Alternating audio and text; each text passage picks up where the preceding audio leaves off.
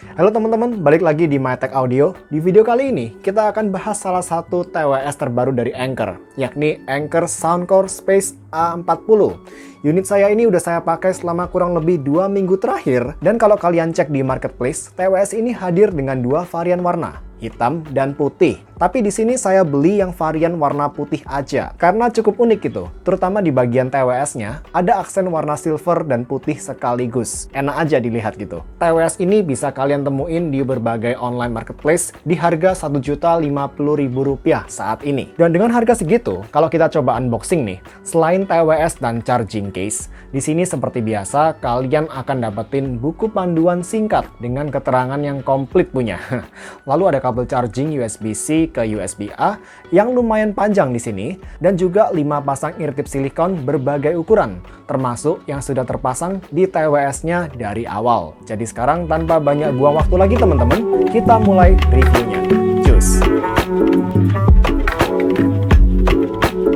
Sebelumnya saya mohon maaf dulu teman-teman, karena charging case TWS saya ini nggak mulus-mulus banget sepanjang video ini, karena beberapa hari yang lalu sempat jatuh ke permukaan beton. Sehingga ada beberapa dent tipis di unit saya ini. Aduh, sedih banget ini. Apalagi warnanya putih. Charging case TWS ini cukup ngingetin saya sama Anker Liberty 3 Pro. Mulai dari warna logonya, sampai material matte yang dipakai di permukaan case-nya. Sementara di belakang ada port USB-C dan tombol reset. Di bagian depan, ada LED 3 titik yang akan menyala ketika charging case-nya dibuka. Fungsinya di sini untuk indikator level baterai. Lalu bahkan di bagian dalam case-nya ini, ada semacam tekstur silikon warna putih. Jadi nggak asal-asalan dibiarin plastik aja polosan gitu. Bener-bener merhatiin sampai detail desainnya. Sementara kalau kita lihat desain TWS-nya sendiri, seperti yang saya bilang tadi, alasan saya ambil yang varian warna putih karena aksen dua warnanya ini yang enak gitu dilihat di varian warna putih ini. Untuk fitnya sendiri, TWS ini super nyaman banget di telinga saya ya. Dan nggak ngelewatin garis kontur permukaan luar telinga saya sama sekali. Nggak seperti Sony XM4 yang di sini memang lebih gede sebagai perbandingan. Secara bahasa desainnya di sini Anker Space A40 ini berasa mirip kayak Anker Live.3i teman-teman. Hanya aja kalau di Live.3i ada semacam punuk di bagian dalamnya gitu. Sedangkan di A40 ini linear, lempeng aja teman-teman. Dan saya cukup yakin buat kalian yang udah kebiasa sama fitnya Anker Live.3i, pasti juga nyaman juga sih sama fitnya Anker Live A40. Sorry, Anker Space A40 ini.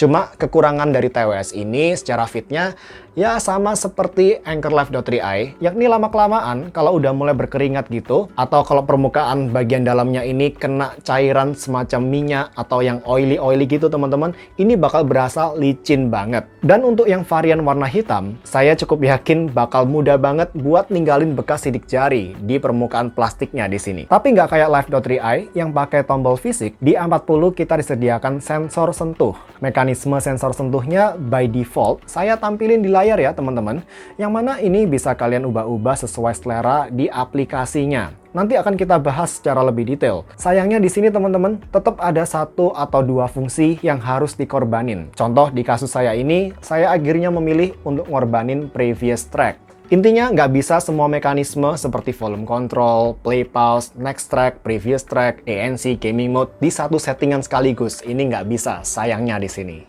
Dan juga komplain minor soal touch controlnya di sini. Menurut saya ini masih mengidap penyakit yang sama seperti Anker Liberty 3 Pro, di mana saya ngerasa ada delay sekitar 1 detik dari saya nyentuh sensornya, baru actionnya dilakuin di sini. Jadi respon touch controlnya ini masih kurang cepat menurut standar saya. Sementara kalau TWS ini kena cipratan air atau kena keringat pun nggak masalah, karena A40 ini sudah IPX4. Jadi tahan cipratan-cipratan air. Sudah saya tes pakai siram-siram air, dan Anker Space A40 saya masih bisa saya pakai dengan normal setelahnya. Kita langsung aja jelajahin app dari TWS ini. Yang di sini bisa kalian download di Apple App Store atau di Google Play Store. Begitu app dibuka, kita langsung disambut sama tampilan TWS dan level baterai kiri kanan. Sementara persen level baterai charging case nggak ada ya. Cuma bisa kalian amatin via indikator LED di bagian depan charging case-nya aja. Lalu ada pilihan mode ANC,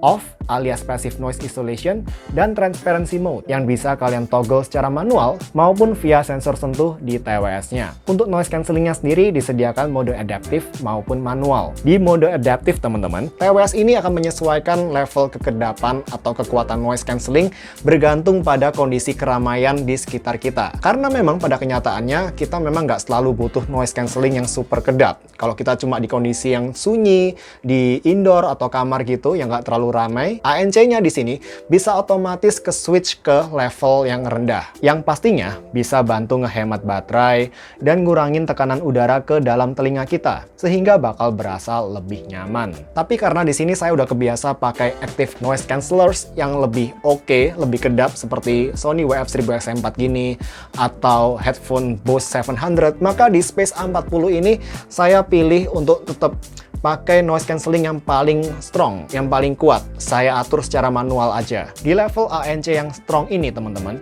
berdasarkan memori, kekedapannya di sini minimal setara sama ANC-nya Anker Liberty 3 Pro. Low frequency noise seperti rumble suara mesin mobil, mesin pesawat, ini bisa di-cancel, diredam secara cukup efektif oleh ANC di TWS ini. Bahkan region mid-range pun seperti suara orang-orang ngobrol, ini bisa agak lebih di-muffled gitu. Hanya aja suara bising yang high frekuensi tinggi, ini bakal banyak yang lolos ya, karena ini memang frekuensi yang susah banget untuk diredam teman-teman. Sementara soal transparency mode, fitur yang memungkinkan kita untuk bisa mendengarkan suara di sekitar kita tanpa kita harus melepas TWS-nya, teman-teman.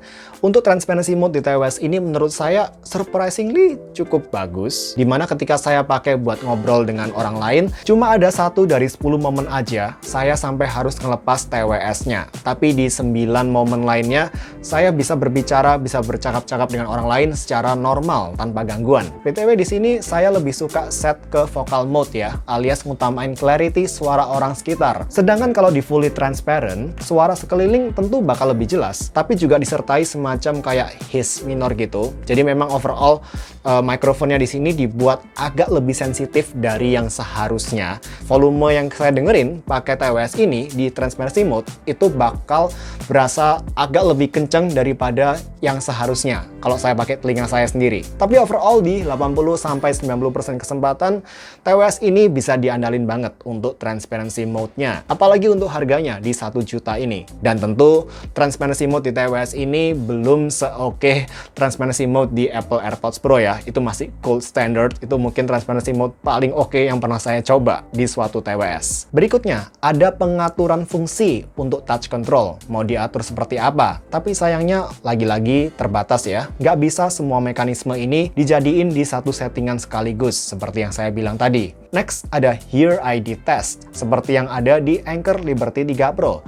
Jadi kalian bakal ngelakuin semacam tes pendengaran nada di berbagai frekuensi yang harus kalian lakuin di tempat yang sunyi. Sebagai hasil dari tesnya, kalian akan dapetin EQ yang bakal menyesuaikan dengan kemampuan hearing kalian. Tapi seperti di Anker Liberty 3 Pro teman-teman, saya nggak begitu enjoy sama EQ hasil dari Hear ID Test saya. Jadi di sini saya lebih pilih untuk pakai EQ preset atau EQ manual saya sendiri. Yang saya set terakhir kurang lebih seperti inilah. Cocok sama selera saya. Oke, berpindah ke pengaturan lainnya, kalian bisa nonaktifin sound effect sensor sentuh. Lalu seperti di TWS-nya Sony ya, kalian bisa pilih prioritasin kestabilan sinyal Bluetooth atau maksimalin buat audio quality. Lalu ada pengurangan noise angin ketika kita di mode ANC atau transparency mode. Mode ini dieksekusi dengan sangat baik di transparency mode-nya Anker A40 karena bakal ngurangin sensitivitas mikrofon secara otomatis di saat banyak angin. Lalu, mic-nya ini bakal kembali sensitif lagi di saat anginnya udah nggak banyak. Pinter ya, dia bakal fleksibel banget ini. Lalu juga ada gaming mode teman-teman, yang buat saya sendiri yang bukan gamer di sini ya, cuma pakai buat TWS buat nonton aja, ini nggak ngaruh banyak karena by default latency di TWS ini di pemakaian saya udah cukup oke, mau di YouTube ataupun di Netflix. Lalu ada fit test buat nentuin fit kalian udah pas atau enggak menurut TWS-nya di sini. Lalu di menu device list, tara, ada multi-point connection di sini. bisa connect ke dua perangkat di saat bersamaan. Tapi nggak seperti di Pamus Lite 2, teman-teman.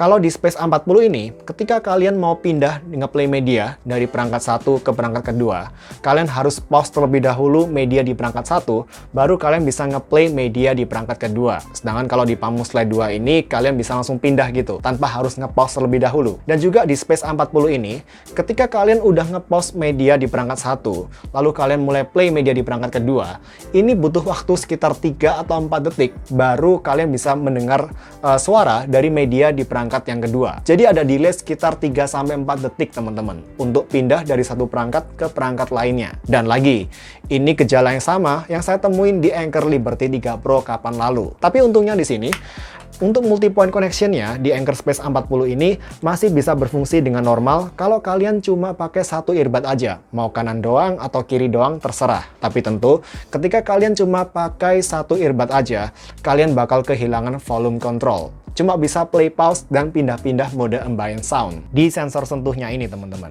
Lanjut, di aplikasinya, kita bisa atur berapa menit TWS ini mati sendiri kalau nggak ada media yang diputar. Dan juga bisa update firmware via aplikasinya. Dan bahkan, ada fitur Find My Device, yang kalau kalian pencet play di sini, bakal ngebuat TWS-nya bersuara. Yang tentunya bakal berguna buat bantu nemuin TWS ini ketika salah satu atau kedua TWS-nya hilang atau terselip di mana gitu.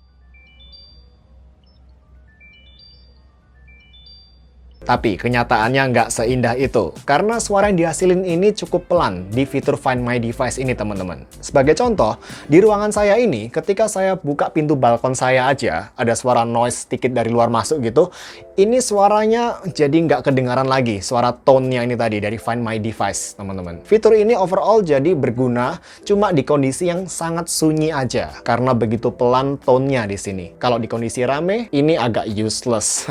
Oke, kelar bahas aplikasinya, soal Bluetooth.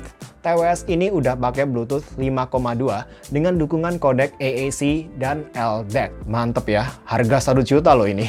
Udah ada kodek kualitas tinggi seperti LDAC, yang tentu bakal berguna terutama buat kalian yang punya file-file audio CD quality atau high res, di mana LDAC akan bantu kasih bitrate wireless lebih tinggi. Tapi tentu LDAC bakal membuat konsumsi baterai di TWS ini menjadi lebih boros. Dan reminder juga, teman-teman, kalau nggak ada kodek SBC di TWS ini, cuma ada AEC dan LDAC.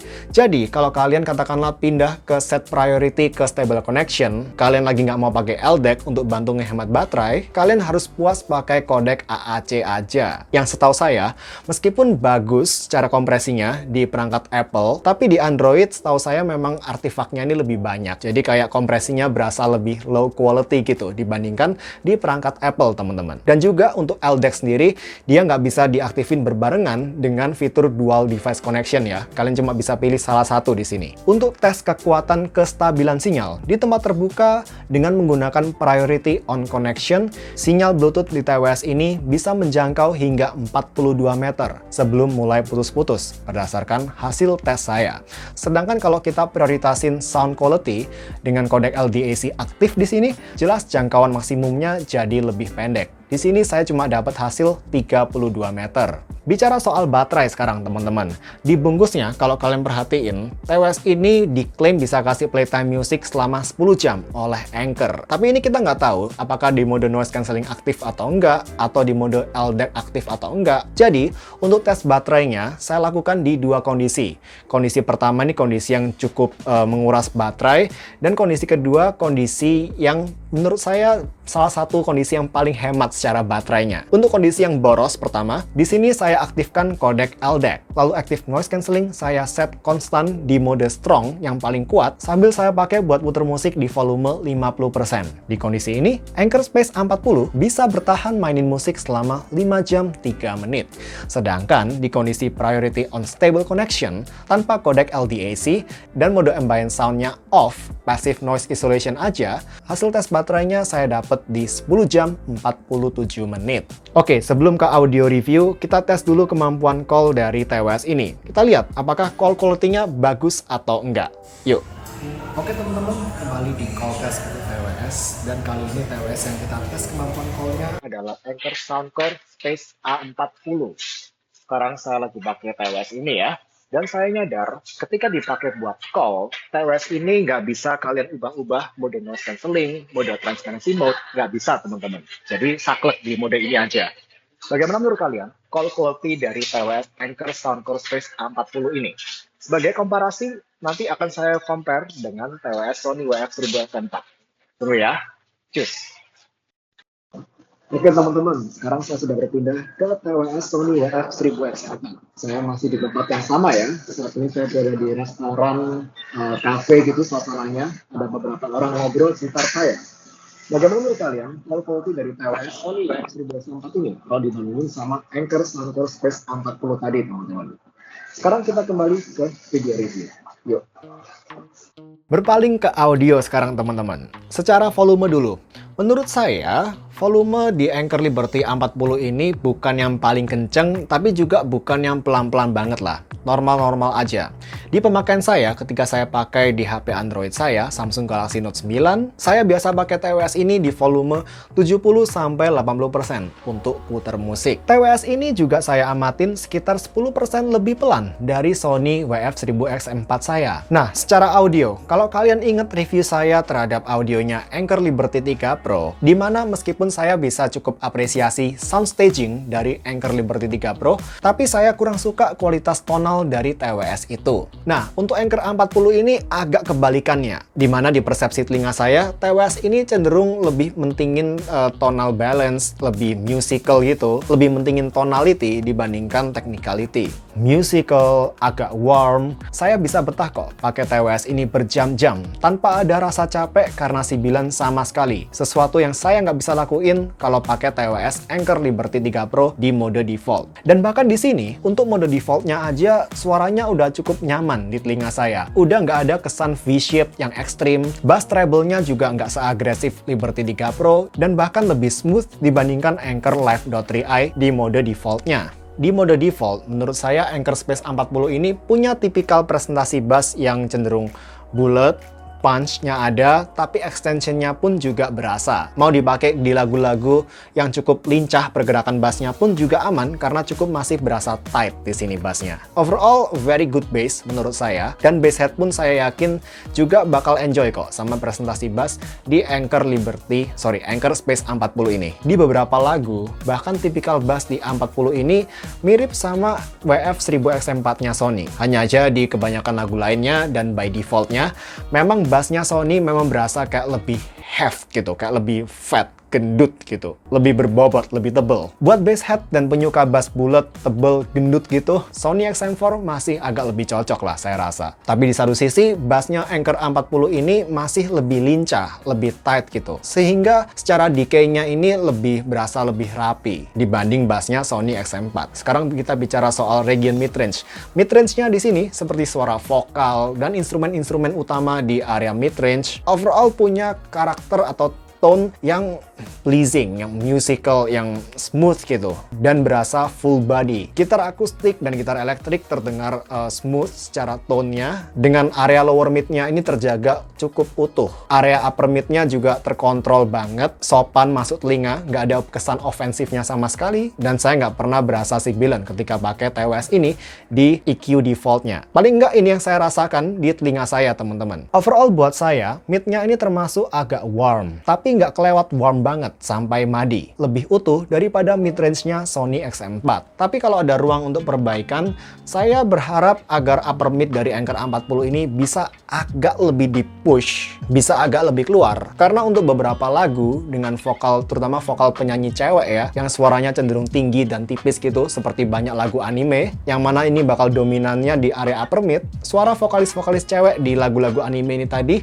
bakal kayak berasa kurang energi gitu. Sedikit kurang crispy gitu, micro detailnya ini kurang dapet. Sementara kalau di Sony XM4, ini lebih punya upper mid dan lower treble, yang di satu sisi bakal bikin presentasi vokal terdengar lebih crisp dibanding Anker A40. Tapi lagi, di sisi lainnya, untuk pemakaian jangka panjang, bakal bikin telinga lebih cepet capek dibandingkan Anker Space A40. Karena kadang di beberapa lagu, kesan crispy dari timbre vokalnya Sony XM4 ini bakal terdengar atau bisa terdengar kelewat agak metalik. Terutama ini sesuatu yang saya sadarin setelah beberapa kali software update di Sony XM4 ini. Makanya kalau kalian ingat, di review saya dulu, saya nggak akan sampai bilang hal seperti ini ketika menilai audionya Sony XM4. Untuk region treble, Anker A40 punya treble yang smooth tapi relatif lebih malu-malu dibanding Anker Liberty 3 Pro atau Anker Live 3i. Dan di pendengaran saya, treble-nya Anker A40 ini lebih didominasi sama mid dan upper treble. Treble bagian tengah dan treble bagian atas. Somehow saya ngerasa lower treble di A40 ini agak muted, agak mundur. Beda dengan treble-nya Sony XM4 yang di firmware 1,42 di punya saya ini, yang agak lebih didominasi sama lower treble dan juga mid treble.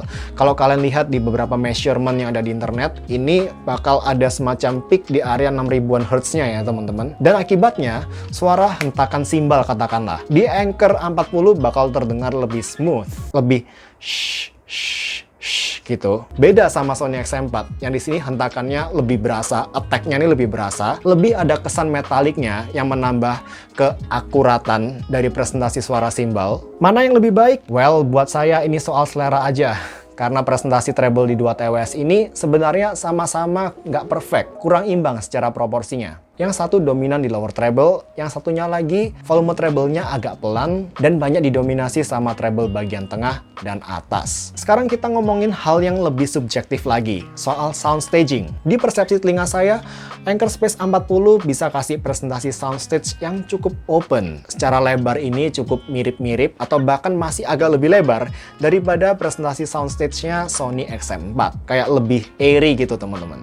Meskipun begitu, ketika kita berpindah ngomongin kualitas instrumen separation, separasi instrumen. Instrumen separation di Anker A40 ini cenderung kayak lebih nyampur aduk sayangnya. Kurang kayak presisi gitu, menurut standar saya. Sementara Sony XM4 bisa kasih presentasi separasi instrumen yang lebih rapi, lebih presisi gitu, pinpoint imagingnya di sini. Dan saya juga ngerasa Sony XM4 punya soundstage depth yang lebih ngebuka dari depan ke belakang. Jadi dia penataan instrumennya nggak cuma kiri ke kanan, tapi dari depan ke belakangnya ini lebih pinpoint, lebih berasa di Sony XM4 daripada di Anker Space A40. Tapi kalau saya nggak ngebandingin sama Sony XM4, sebenarnya Anker Space A40 ini masih punya soundstage depth yang berasa kok. Cuma ya nggak sengebuka, serapi Sony XM4. Lagi, ini hal-hal subjektif dan bisa aja kalian nggak ngerasa impresi yang sama. Tapi di sini saya cuma share pengalaman saya, apa yang saya rasakan ketika mengompar dua TWS ini teman-teman. Yang harganya bedanya 3 kali lipat ya.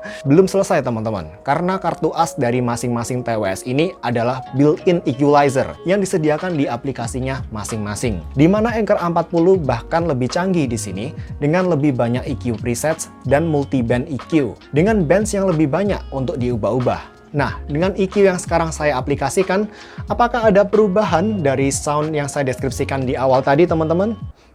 Yes, lumayan banyak. Contoh, dengan EQ saya ini, saya ngerasa region upper mid di Anker A40 berasa lebih hidup, nggak se-dark di EQ bawaannya Soundcore. But, ada tapinya.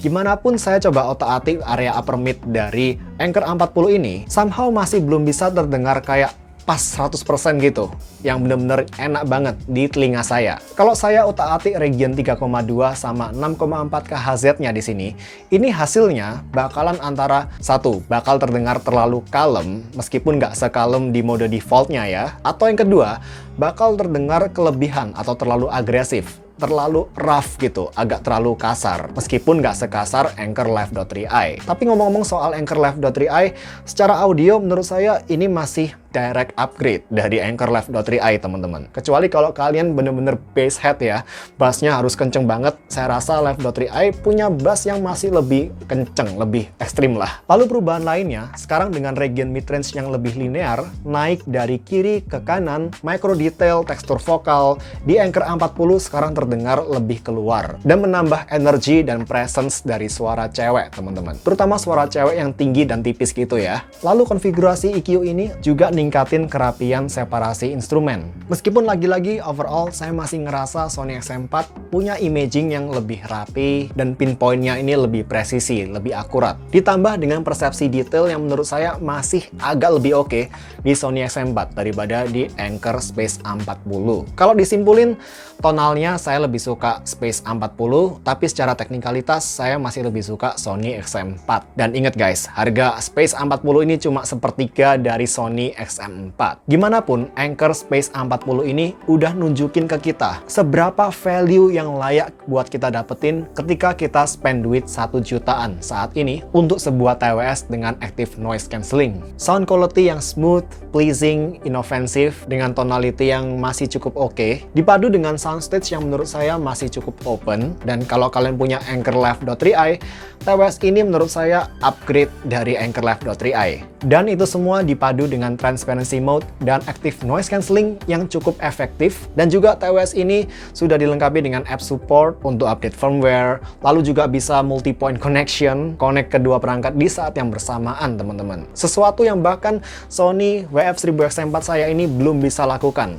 per awal November ini. Meskipun katanya November nanti Sony bakal kasih fitur multi-point connection via software update. Kita lihat aja nanti. Anyway, just wow untuk value yang bisa kalian dapetin di TWS Anker Soundcore Space A40 ini. Dan saya nggak bisa nemuin kelemahan major, kelemahan besar untuk harga 1 juta ini. Saya nggak bisa komplain lagi. Dan bersama dengan Sony XM4, TWS ini sekaligus juga menjadi TWS daily driver saya saat ini. Sekian dulu aja teman-teman video kali ini. Sudah cukup panjang juga videonya ya. Semoga video ini bisa membantu jadi referensi buat kalian. Jangan lupa juga kalau kalian berkenan, like dan subscribe. So, kalau gitu, kita ketemu di video berikutnya teman-teman. See you, bye guys.